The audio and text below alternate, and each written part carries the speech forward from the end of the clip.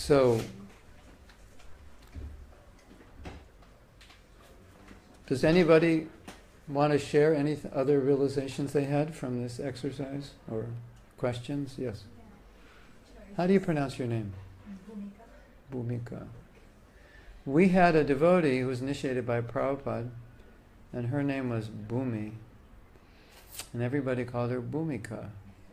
But they didn't know it was Sanskrit. They just made that name up, or Hindi, or whatever. What does Bhumika mean? Something about, another name for Bhumi. Yeah, okay. Bhumika. Okay, yes. Yeah, so it's just my experience. From my experience, sometimes when early in the morning when I'm chanting my 8, I feel Okay. so good because I'm chanting in the mode of purity. But when I'm chanting the other 8, Okay. in the mode, in Gamagun, and then You chant the other 8 in the outside evening, or in the evening, when yeah. I'm Okay. coming back from work. Okay. So I just don't feel Yeah. anything, and I Right. feel when I'm gonna finish Yeah. the 8. Right, yeah, exactly. So So that's common. So what to do? yeah, well, how can I really control my mind? Oh, yeah. Well, there's 2 things we can say about it. She's saying her first 8 are good, she chants at home, and her second 8 are chanted after work. Afterwards. Yeah, and you're kind of just chanting to get them done. And you're also tired, and Yeah. you have email waiting, and you want to eat. I And think constantly, okay, did I do the job good? yeah. So you have all this whole days in your mind. Yeah. Okay. So there's 2 things we can say about this, and they're in a sense contradictory, but it depends on what you can do, and so you can apply either one. A lot of people have this experience that you need the proper environment to chant well, and when you're not in that environment, then your chanting will degrade to some level, will be minimized. So then, if that's the case, and you've tried to chant well in other environments and it doesn't work, then you know that those 8 rounds are destined to not be good, just because you've got your whole day in your head and you're not able to shake it. So then, naturally, you would ask, okay, how could I get those 8 rounds done? Where, how, when? And you start contemplating, I need an alternative. I need another way to do this because this isn't working. And what's interesting is, and I think you probably realized this from the first exercise, a lot of times we're up against a wall, so to speak, and we don't ask the question. We kind of just accept this is how it's going to be, isn't it? Sometimes, like whether it's with Japa or whatever, this is just how it is. And it's really important at that point to ask a question, how can I make it different? And I think a lot of us don't, because we're resigned to the fact that, well, it's just going to be bad, because after work, the rounds are going to be bad, and that's how they've been, and that's just how they're going to be. So in that case, if that's how you feel and you haven't been able to break out of it, then you have to ask the question, how can this be better? And it might be for you more of an environmental, external. Could I chant at lunch break? Could I take a walk? Should I chant after work? Should I go to the temple and finish my rounds there and then go home? Something like just ponder different ways. So that's one strategy. That's more of the practical strategy, which doesn't require a whole lot of internal change. It's more environmental, like time. Could I do it another time? Could I get up an hour earlier? Could I chant all my rounds before I go to work? That's environmental. That's one strategy. It's just this after work at home doesn't work. What can I do, right? And your focus will be on external, which is valid. But then there's another option. And the other option is the internal switch. So I come home from work, the whole day, I'm tired, the whole day is in my head, and I have 8 rounds left, and my only meditation is how to get these 8 rounds out of the way. Or we could say, I got to knock off 8 rounds. That's kind of how we feel, right? Prabhu got 8 rounds to knock off, you know. So it's like, okay, here we go. I wish I didn't have them. You know, so many other things, right? How are we going to deal with that? And when you're coming home, the problem you have is you already know they're going to be bad because that's your experience. So now, were you at the workshop on beliefs? Or you missed that one? Yeah. So, okay, for those of you who are at the workshop, and now for your edification, we talked about how beliefs develop from experience. So if every night you start chanting it at your rounds between 8 and 9, and every night you're tired, the rounds are bad, and that happens, it creates a belief that chanting at 8 o'clock, rounds will always be bad. The problem for you now is that even when you're not tired, and even when you don't have business in your head, they're going to be bad because you're predisposed, because you know that rounds in the evening are bad. And they've been bad, and they're going to continue to be bad, even if they don't have to be bad, because they definitely can't be as good as they are in the morning, because it's not the morning. The morning's the best time, and night's not a good time, especially after work. So pretty much you're guaranteed by your own belief system, which was created by chanting bad rounds, that they will be bad, even if they could be good. That's the problem. You understand? Because experience creates beliefs. Now, I'm not saying that they could be as good as they are in the morning necessarily, but if you try to do the first, change your environment, come to the temple, chant 16 in the morning, do all that, and you can't, and you're left with, I can only chant between 8 and 9. That's the only thing that works out in my schedule. Now you have to do internal change. So as long as you think rounds between 8 and the 9 in the evening are going to be bad, it's pretty much guaranteed they're going to be bad, because you understand, it's like you're not going to try to chant good rounds, because anytime you're predisposed by a belief that something is going to not be good, you don't try to make it good, because you already know it's not worth trying, because it can't be. That's just the psychology of how it works with anything. And I'm sure we all have that experience, right? You ever try to do something really well which you were convinced you can't? Generally not, because it doesn't make sense. Why should I try? Because I can't. So I don't try. But what if, like in the way you said, if you just change the mood, Yes. if you just have the right mood. That's what I'm getting to. That's the next, yeah. Yeah. So that's what the point I was making is, you're coming from one mood.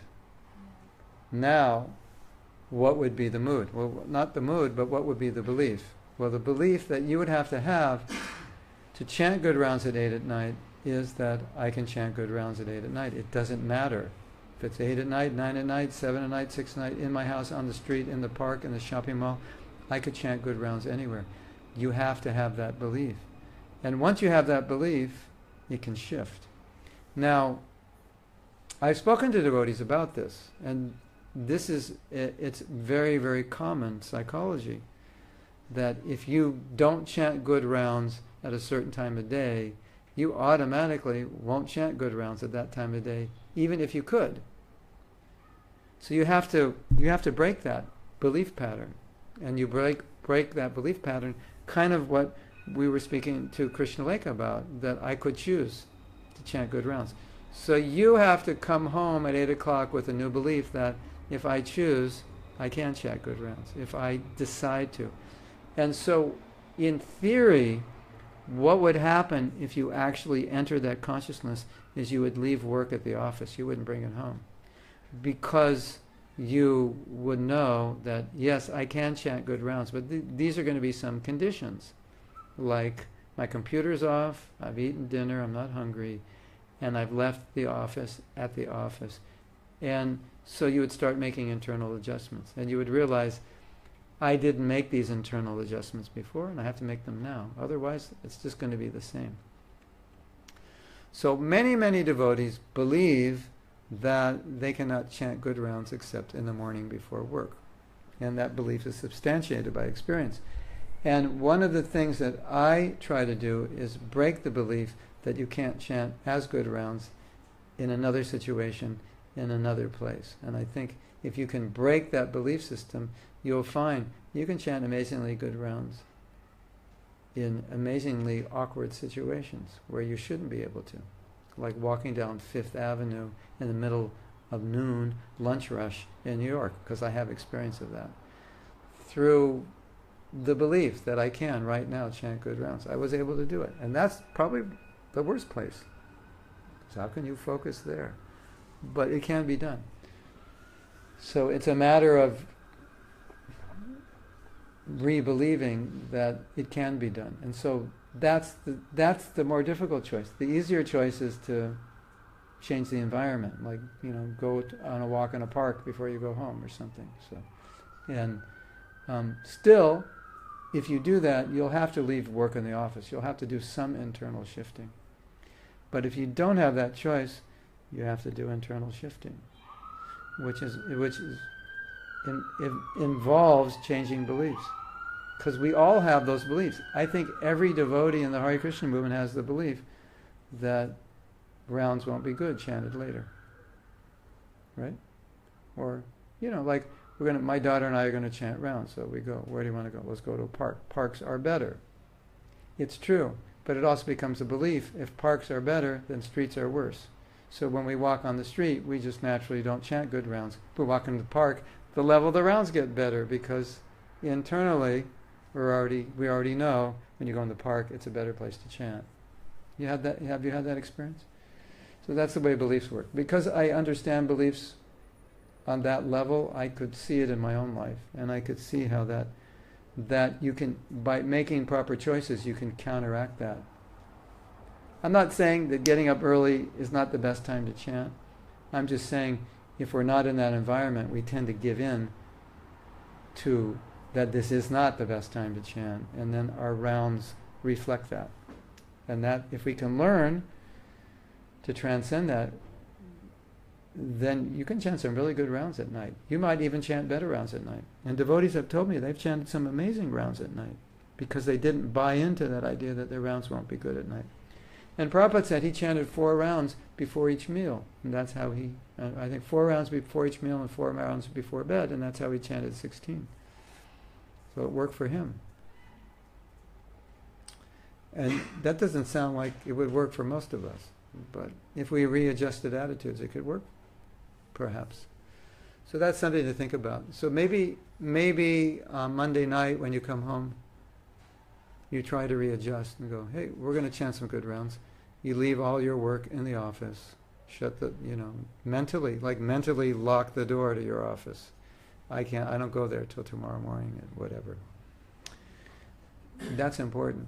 Do you realize that sometimes you have to mentally close things to be able to chant japa? Did you know that? Like, there was a workshop and a lady had a problem.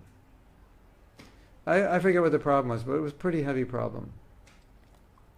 So the facilitator said, take your problem, put it in a suitcase, and put it on a spaceship to the moon. So mentally she did that. And then he said, how do you feel? She said, I feel better. And you could see physiologically she had changed. She actually got rid of that problem in her mind. It was on the moon now. It was so far away, she couldn't access that problem anymore. That's the power of closing the door on your office. You think, well, that sounds really simple, but it works. So, I just want to tell you about a principle that I found. And it's the Bhajan Kutir principle. And we went in a cave the other day. Yeah, where was that cave, Bhajan? Where was that? What was that cave we went to? Marble Arch. We went to Marble Arch, right? That was the first time I'd ever been in a cave that big. I was like, oh my God, this is amazing.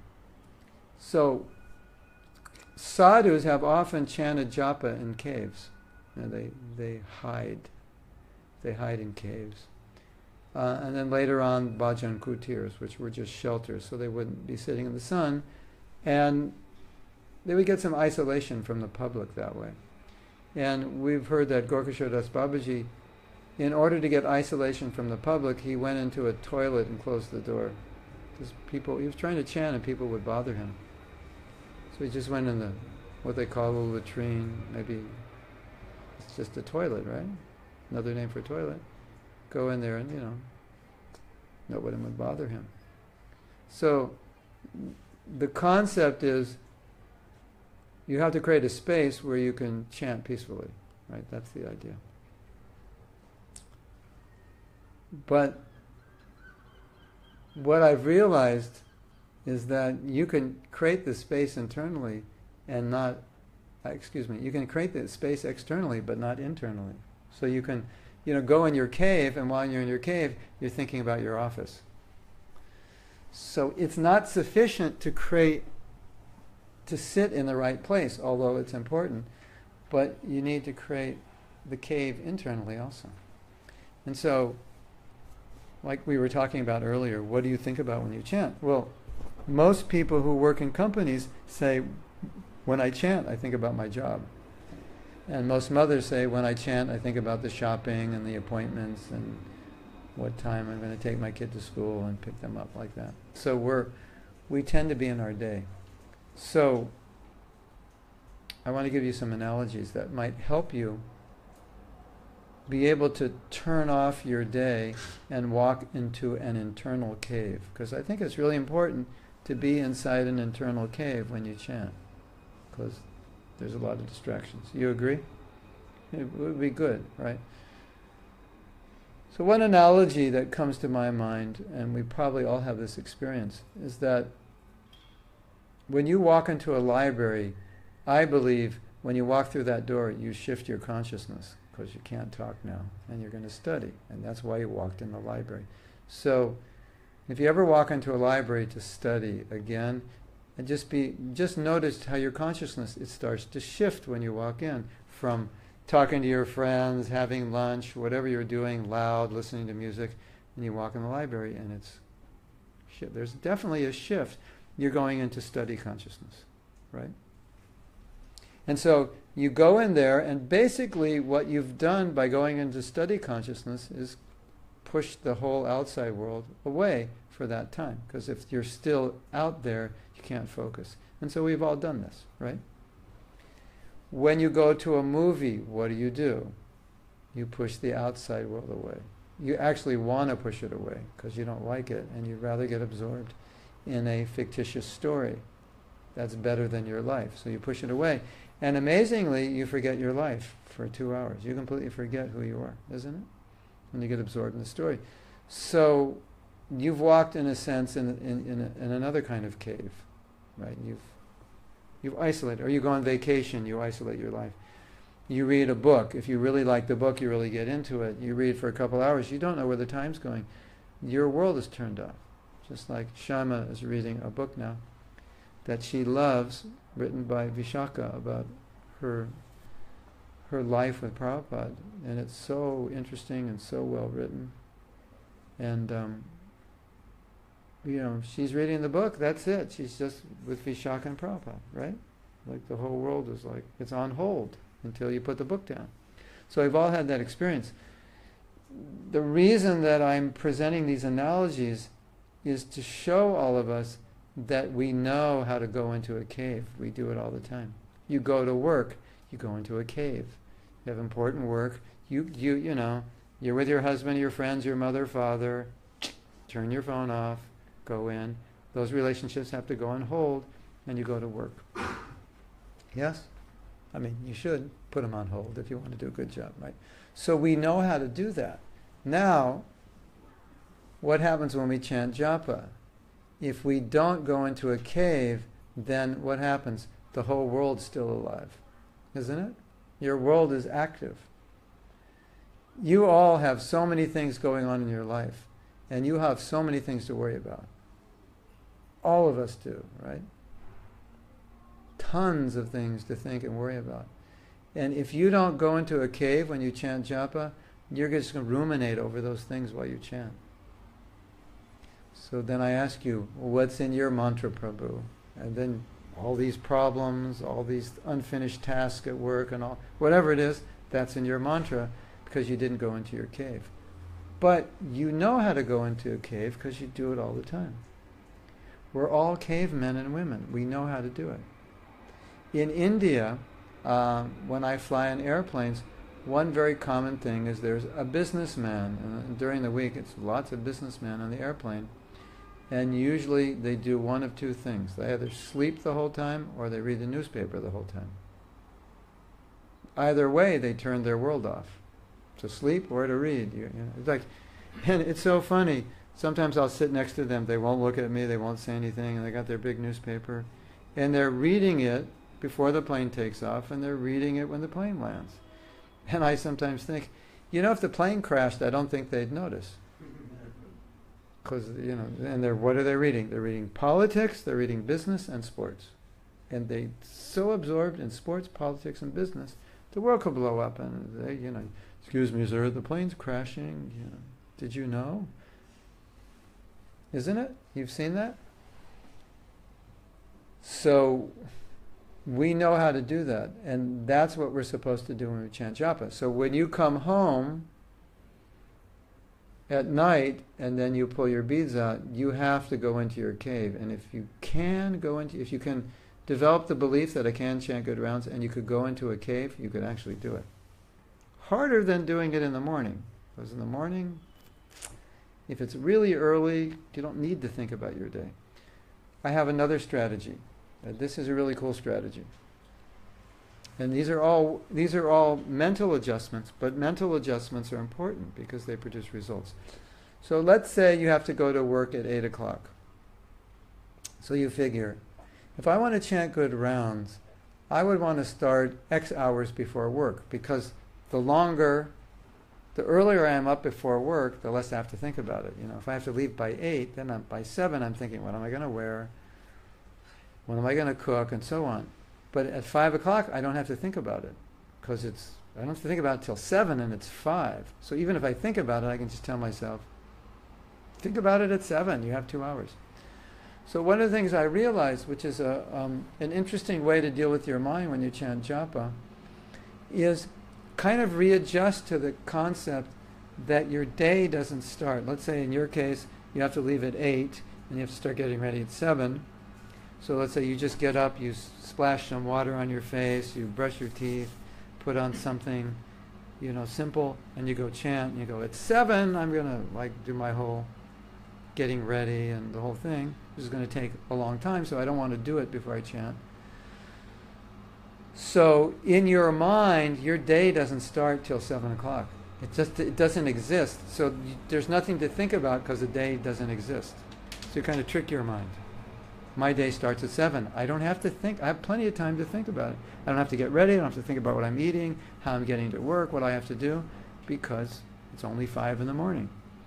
And although that sounds simple, it's very powerful. Because if your mind wanders out of your cave, you can just go back in your cave. You don't need to come out till 7. There's nothing going on. Your day hasn't started yet. It doesn't start till 7.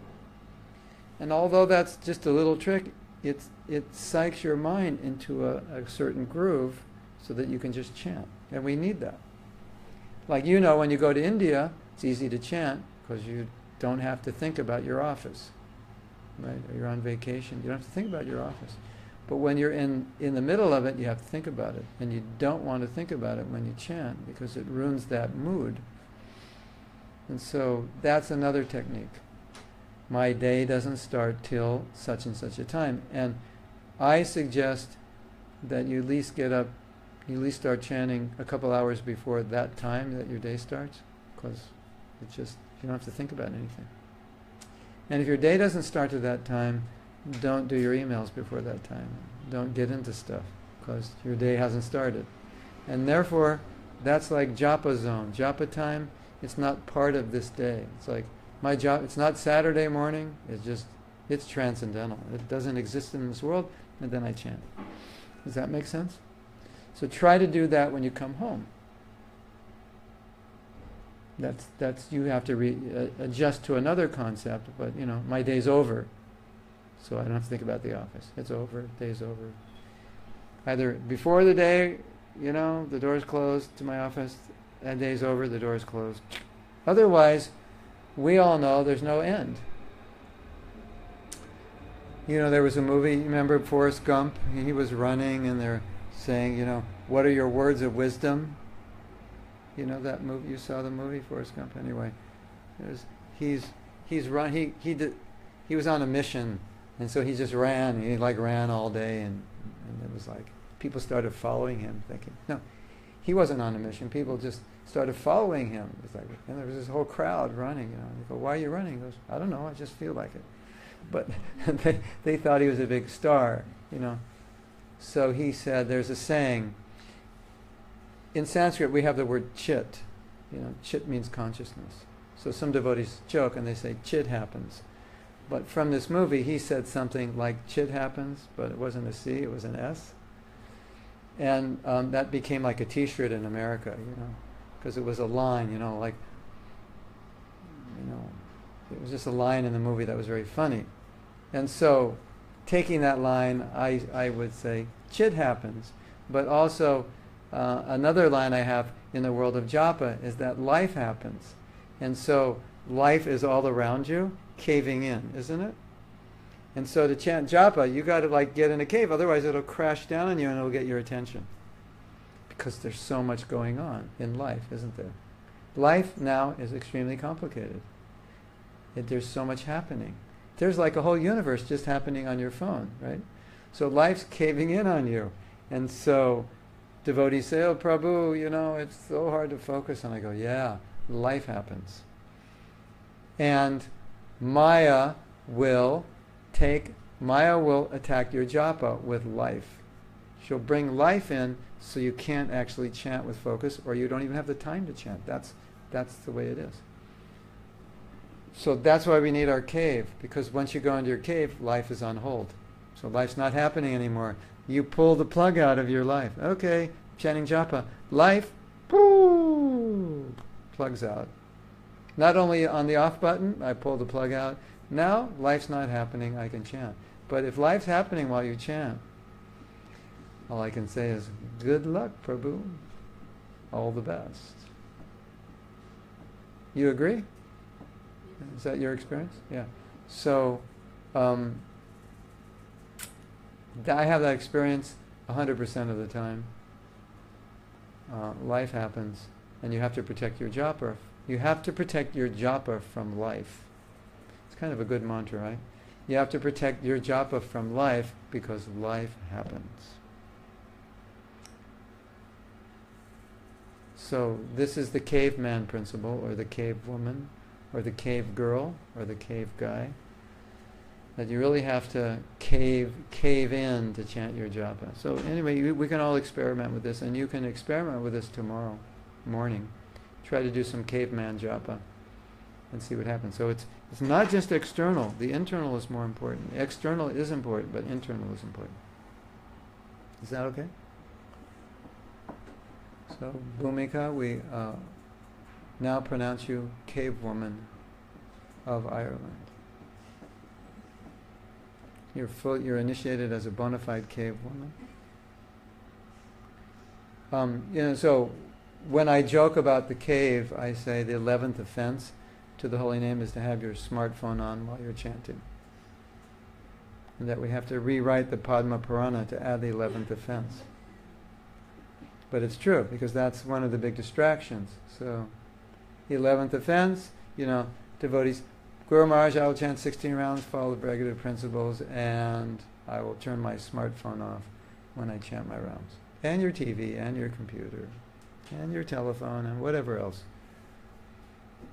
And we all know that. We can't, if it's on, then it's isn't it? There's two. So japa is not meant to be a distracted activity. It's meant to be a focused activity where you're actually praying. And how can you pray while you're texting about something that's not that important right now? Or if it is important, put your beads down, do the text, finish it, turn your phone off, pick your beads up and chant. But don't do them both. It doesn't work. Although I do it sometimes. I don't always follow my instructions because I didn't finish my rounds in the middle of the day, I'm doing something. But as a general principle, I try to avoid it. It's not what japa is about. Does that make sense? So if anyone asks you, what did you learn in the japa workshop? You can say, I learned that the 11th offense is to turn your phone off. To have your phone on when chanting is the 11th offense. That's what. Did you learn anything else? Nah, that was about it. I have a mantra when you chant, and that mantra is the summation of everything that you're going to learn today. If you wanted to put it into someone asking, what did you learn? I said, I learned, this is really the summation of the whole workshop. When you chant. Don't do anything else. Just chant. Don't be in your office. Don't be on your phone. And you could even say, when you chant, pray. I think I have a T-shirt that says, chant, eat, pray. Is that what my T-shirt says? From the Kirtan Mela? Chant, eat, pray? Or something like that? Or someone has it, chant, eat, pray, do it again, or something. That's Krishna consciousness. Chant, take prasadam, pray. Oh yeah. Bhakti Siddhanta, yeah. We'll get into that in a while, yeah. We'll go more into this topic, yeah. So anyone else want to share? What's happening by your sharing is I'm covering everything I would have covered, but I think it makes more sense in relation to your own situation. So we will cover everything. Yes, sir. The cave is a good idea, but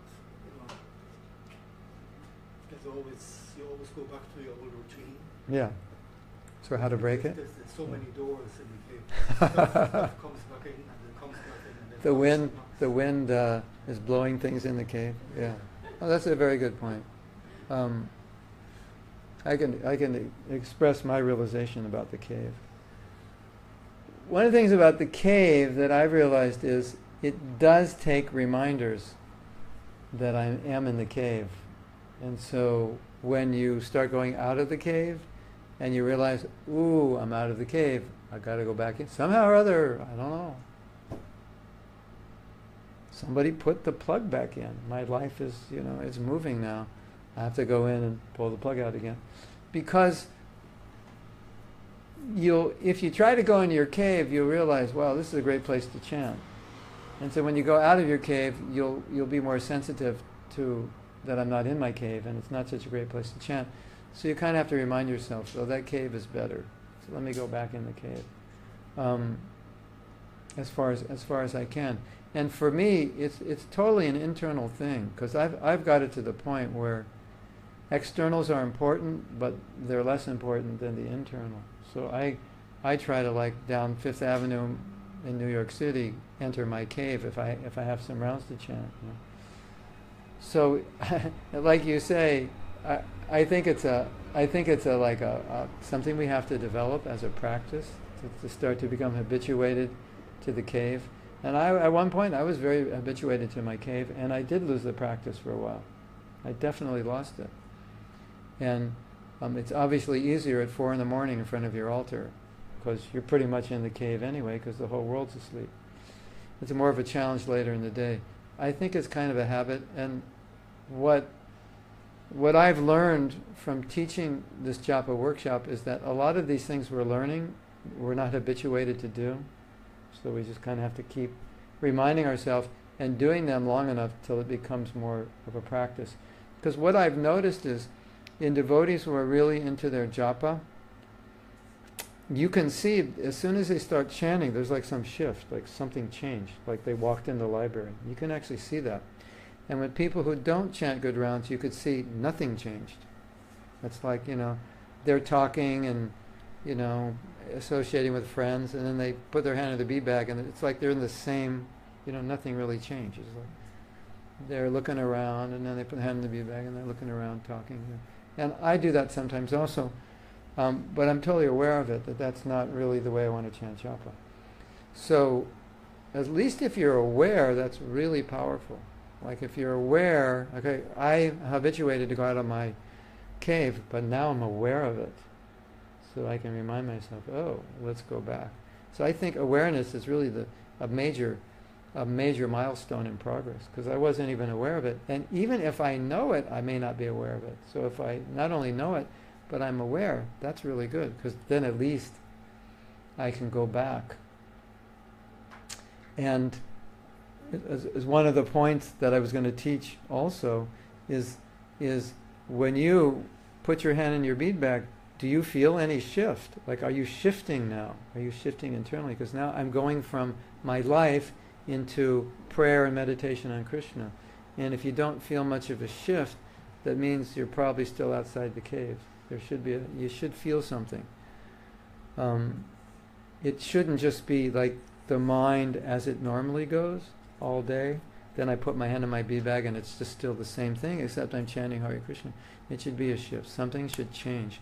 Like, wouldn't it be nice that we condition ourselves so much, and this is a psychological principle which is called anchoring, that doing one thing anchors an experience of something else. Like for many of us, the smell of prasadam or incense is an anchor. Oh, that was what they were making the first time I went to the temple. It brings back it's an anchor of a memory, right? Or that was the melody they were singing when so-and-so Maharaj was here. It anchors in that experience. So wouldn't it be nice that we come to a space in our japa that every time we put our hand in our bead bag, automatically it anchors in a shift. Like, now I'm chanting. So something has to shift. That's what we want to come to. Because that's what japa is about. Otherwise it's, it's kind of like, it's just this, my mind isn't, my consciousness is in the same space and I'm chanting. As opposed to Hare Krishna, Krishna Krishna, Hare Hare, Hare Ram, Ram Ram, Hare Hare. That's how we want to be, right? So I think that's important. And whatever you have to do to make that shift, it may be, maybe it's not a cave, maybe it's just something internal, a space that you go into internally. Maybe it's reading something. Maybe it's something that can get me into the mood. Because I notice this with devotees who really are serious or really have a taste for chanting. You just see when they start chanting, it's like, whoa, there's a different person. Something, he's really into it. Have you ever noticed that? Like someone is chanting Hare Krishna, Krishna Krishna, Hare Ram, Hare Ram. You go, whoa. He's somewhere that he wasn't, before he started chanting. And so you can see that when more advanced devotees chant, they do make a shift. I can see it physically. I can see it on their face. You can hear it in their chanting. And another thing which is also nice to be aware of, which we may not always be aware of, but to listen, Prabhupada said, listen to yourself chant sincerely. And one of the things that I realized is that sometimes I'm chanting like I'm bored and I don't notice. Hare Krishna, Krishna Krishna, Hare Ram, Ram. Hare Krishna, Krishna Krishna, Hare. So what does that say? What if I, Krishna, like I was talking to you like that? Does it make you feel like, what's wrong with him? Oh yeah, I saw you yesterday. Yeah. You were at the kirtan, right, weren't you? Yeah. It's like, that's weird. But sometimes we have that same tone when we're chanting, which is very apathetic. And we don't realize it. And if you can kind of key into your tone, and you realize, I'm not really praying now. I'm just trying to get this done. So that's another awareness. And I became aware of it by recording myself chanting. That's how I became aware that I was Hare Krishna, Hare Krishna. I didn't even know I was chanting that way, and I played the recording. I was like, oh my God, I am completely apathetic. And I had no idea. And I think a lot of times when we're chanting, we're just not conscious. We don't realize it. Have you ever heard another devotee chant apathetically? I'm sure we all have. But they don't know it. We can hear it and they don't know it. So when Prabhupada said, listen to yourself chanting sincerely, I can also say, listen to yourself when you're not chanting sincerely, so that you know you're not chanting sincerely, so that you can change. But it's very revealing if you want to do an experiment. Sometime record yourself when you're chanting and don't try to perform. Just forget that you have the recorder on and just chant for 10 minutes and then listen to it. You might be in for a big surprise.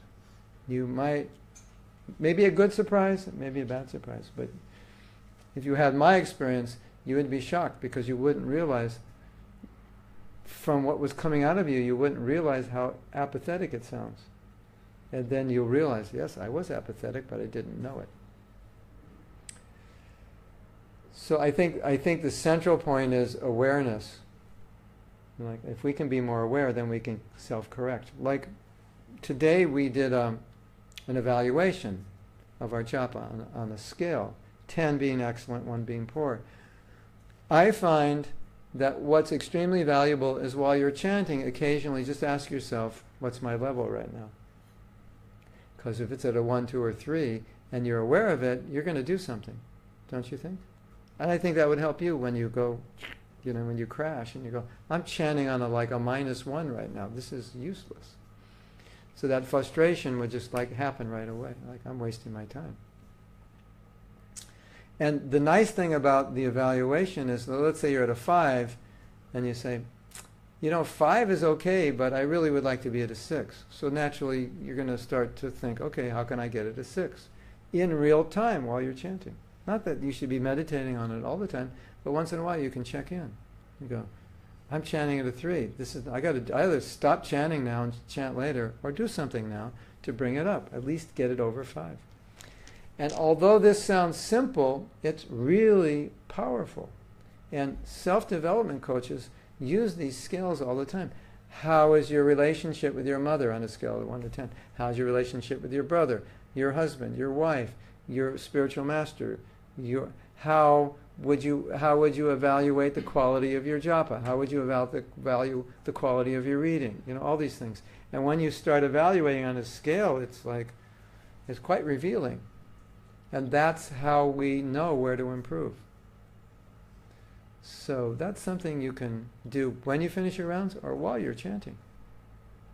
Just check in. Okay, I'm at a 3. This is not acceptable. I got to stop schnicking and start chanting. I got to turn my phone off. I got to focus. Does that make sense? So I think the best answer is, the more we try, the more it becomes a habit. Maybe someday we'll come to the point, like the more advanced devotees, we just put our hands in our bead bag, and there's this huge shift that goes on. Okay, now I'm chanting, now I'm with Krishna. World off, everything's unplugged, all the fans stop, and I just chant. And I don't come out of that until the japa session is over and I come back to reality. And I've seen many devotees like that. They're not there when they're chanting. You can see, they're totally with Krishna. And that's what japa is all about, right? You and Krishna. Is that okay? Yeah. It's not easy.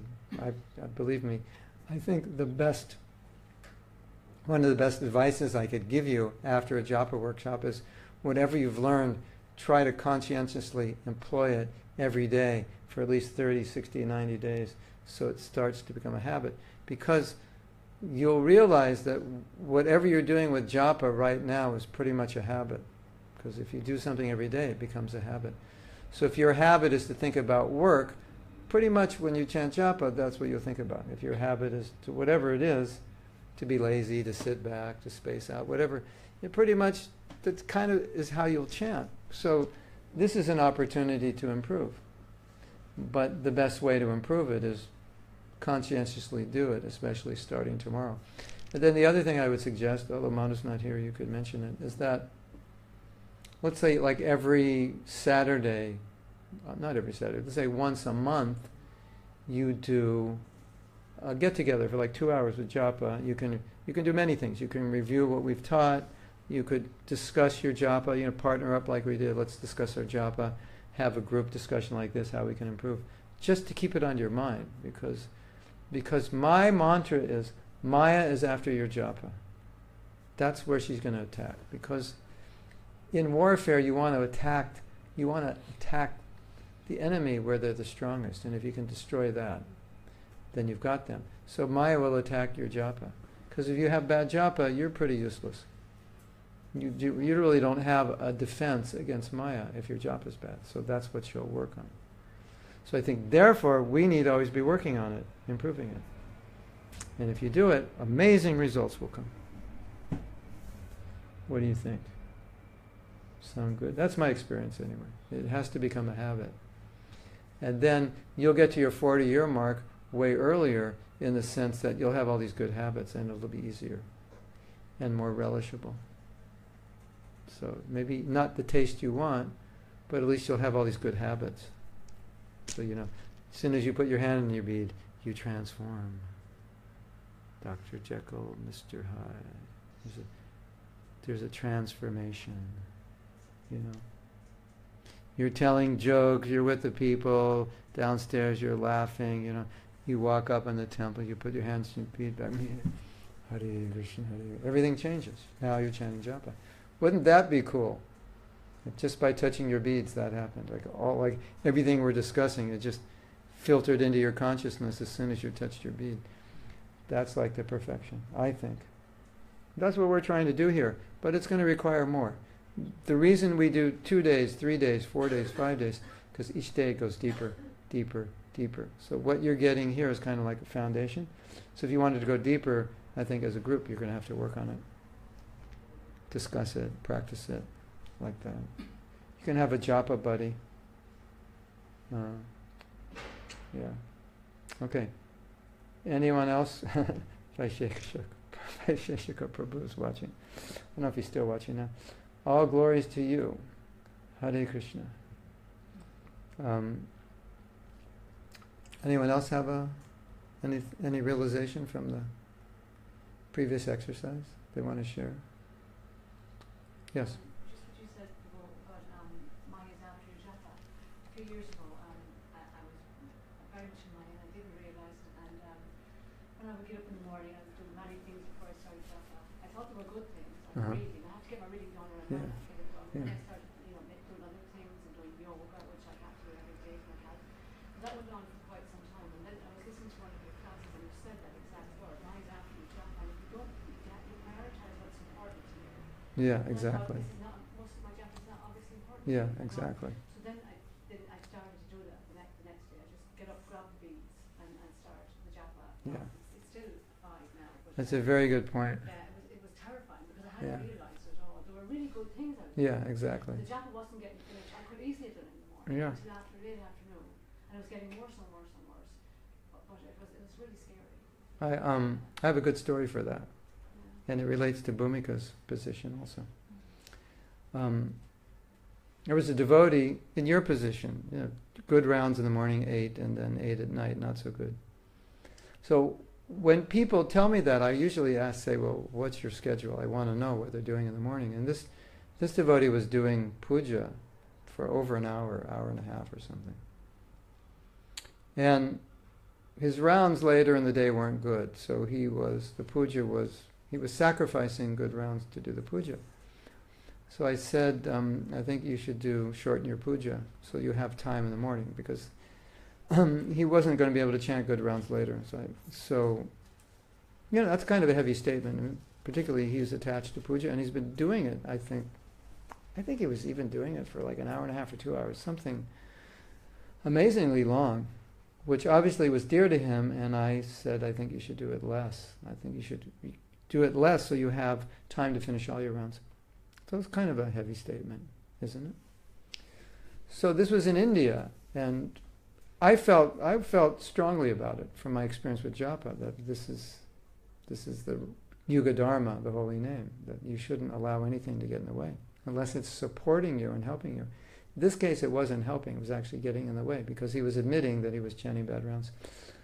But I had some doubt, because it was a heavy statement, in light of the fact that he's probably been doing this for years, and I'm interrupting that. So I asked Jananivas, or it was I'm not sure, it was Jananivas or Panchajamgri, and I said, this is what I told this person. Is it okay? What would you say? And he said, yes, it is okay, because when he took initiation, he didn't vow to do puja. He didn't vow to do deity worship, he vowed to chant 16 rounds. And what we may not realize is when we make a vow to chant rounds, we're vowing to chant good rounds. We're not just vowing to chant numbers. That's important. So he actually vowed to chant good rounds, And the deity worship was inhibiting him in some way. So Jananivas agreed. He said, this is not the vow he took. So it's something to consider. Like you say, give it priority. And Prabhupada had given it that priority. There is a heavy story, which you may have heard, where one of our godbrothers was not chanting his rounds and he was only sleeping 4 hours, and Prabhupada was coming to Los Angeles, and they just got this church, and he was helping fix it up for Prabhupada's arrival. And so he was sleeping 4 hours, and he was working, I think, like almost 20 hours. He was only chanting a few rounds. So Prabhupada, Prabhupada could feel or understand what's going on. So he asked, and I think he sensed there were other devotees. Obviously there must have been other devotees that weren't chanting their rounds if he wasn't, and everybody was busy. So when Prabhupada came, and he arrived, and then, his arrival address is, who's not chanting their rounds? That's the interesting arrival address, right? Guruji, speak some words of wisdom to us. Yes. Who was not chanting their rounds? Like Prabhupada could see. Just he could see it, or he knew it, or feel it, whatever. This devotee said, Prabhupada, I'm not able to finish my rounds because we were refurbishing the temple. I'm only sleeping 4 hours and this and that. And so Prabhupada, I don't think we have to take this literally, that Prabhupada was trying to starve this devotee from sleep, but it was a principle. And Prabhupada said, then sleep 2 hours. But you have to get your 16 rounds done. So Prabhupada was, he was making a point. It's priority. And then the other story, I don't know if you've heard this story, but there was a devotee who it took him all day to finish his rounds. And so, this is early in the movement. He had taken a lot of psychedelic drugs, and he was the incarnation of spaced out. I mean, he was fully empowered with spaced out Shakti. He couldn't concentrate, and each round, it would take him like a half hour to chant one round. It just completely, Hare Krishna, and he'd stare off in space. You can imagine, one round, half hour. And so, temple president wrote Prabhupada, can we let him stay in the temple? Because he doesn't do any service. And Prabhupada said, let him stay, and if all he can do is chant, then let him chant 16 rounds. So that's 1970 or 69. Maybe today would be different, but it makes a point that Prabhupada put so much priority in chanting that, okay, don't do anything, just chant. And there are letters where Prabhupada said, don't do anything till you finish your rounds. Now, in the early days of the movement, and I don't know if this is true now, but we didn't give priority to japa. We just did it when we could do it. We didn't really have, I don't even remember when I first joined, we actually had official times for chanting. It seemed like I was chanting all day. Like get up, and we're doing so many things. And so it was a misunderstanding that we had, that service is what's important, not chanting. And so, you want to know the real reason this devotee wasn't chanting his 16 rounds? Because his temple president told him he didn't have to, that service was more important. So that was the mood. Now, I don't think we believe that service is more important, or probably most of us don't, but we act like it often, isn't it? I'll chant later, do my service. And I do that all the time, because sometimes I'm overwhelmed. But like you say, I regret it, because the best rounds are done first. So at least if you understand it, if you have to compromise temporarily, that's one thing. But it's the most important aspect of the Hare Krishna movement is the Hare Krishna mantra. And I often ask devotees, meditate on this. Let's say the Hare Krishna movement had no Hare Krishna mantra. We just, everything else is the same. We just remove the Hare Krishna mantra. That would be a real interesting study, right? Okay, let's do a sociological study. Do I have any volunteers who will stop chanting Hare Krishna for the next year so I can study your consciousness? No. I would have to pay you quite a good salary for you to do that. No, we don't have any volunteers, but let's say we did have volunteers. Let's say The Hare Krishna movement was banned in Ireland. Hare Krishna mantra, was banned. You can't chant Hare Krishna, and they have cameras on you, and they've put chips in your body, and if you say Hare Krishna, your body will blow up. So you can't chant Hare Krishna. And what would the movement look like? Bit different, eh? Yeah. So we understand how important chanting is, because just by imagining what our lives in the movement would be like without the Maha Mantra. Be quite different. You agree? Yeah. So, Prabhupada once said, chanting is the essence of the philosophy. He once said, if you can chant all day, you don't need to read my books because you've come to the conclusion. So it's real, pure chanting is the essence. That's what it's all about. We're all trying to come to that state of pure chanting. If we do, we get love of Krishna. Interesting, isn't it? Prabhupada said it's your ticket back to Godhead, it's your connection with Krishna, it's the most important rule. Prabhupada said of every rule and regulation the spiritual master gives, the most essential is 16 rounds. So you take all the rules, put them in a big basket. We want to find the most important, 16 rounds.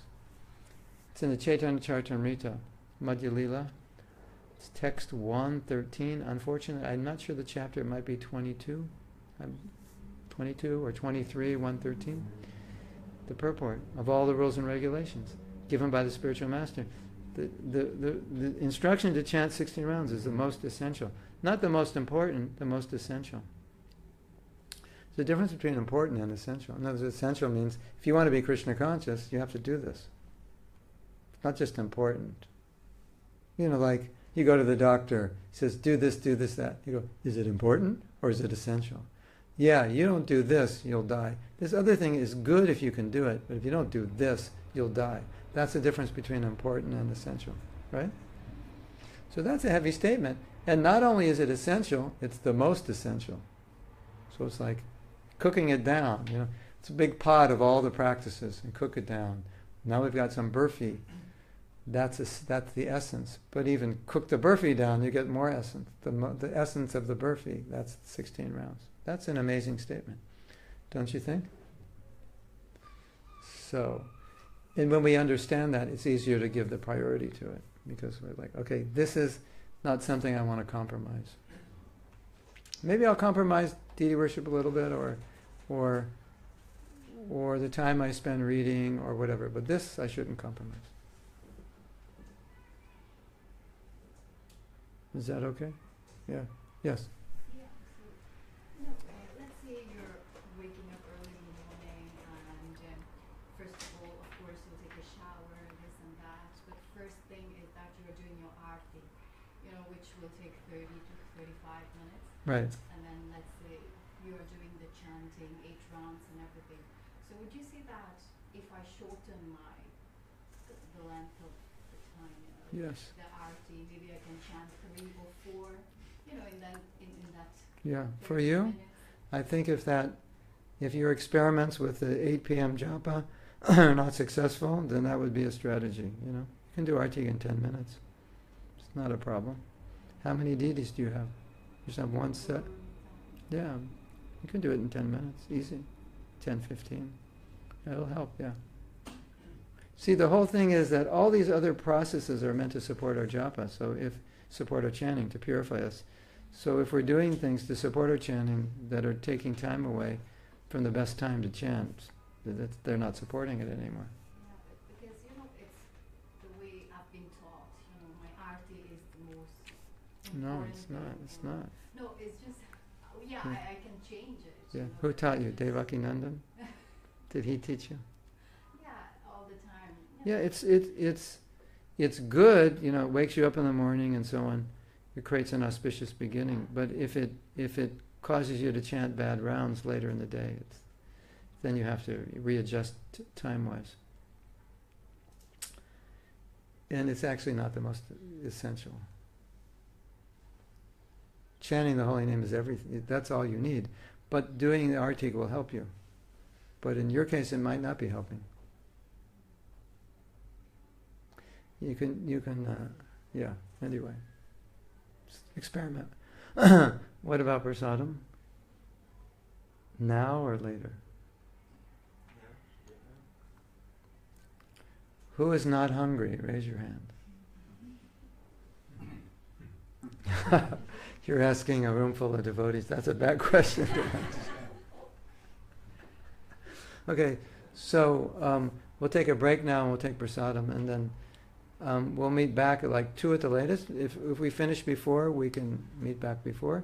But otherwise we'll start at 2, and that will give us another 4 hours to get into it, and we'll do some japa together and try to do some guided exercises. Is that okay? All right. We'll see you all, let's say 2 o'clock. Well, 2 o'clock means 1 hour from now. Okay? So come back in an hour.